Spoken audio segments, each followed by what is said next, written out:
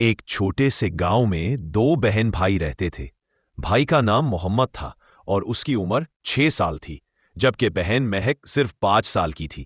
دونوں بہت پیار کرنے والے اور فرمان بردار بچے تھے۔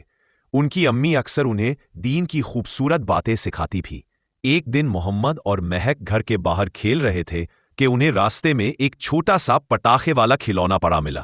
محمد نے وہ اٹھا لیا اور خوشی سے کہنے لگا، مہک دیکھو ہمیں یہ مل گیا ہے، چلو اسے گھر لے چلتے ہیں۔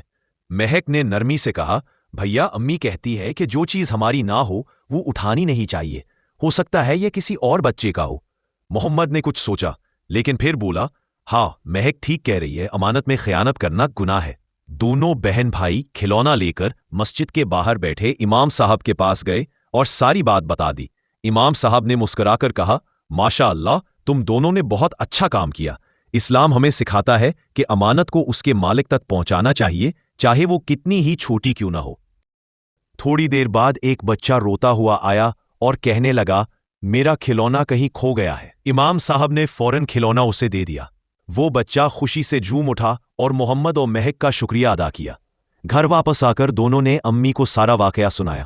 امی نے پیار سے انہیں گلے لگا کر کہا، میرے بچوں اللہ تم سے راضی ہو کیونکہ تم نے سچائی اور امانت داری کا ثبوت دیا ہے۔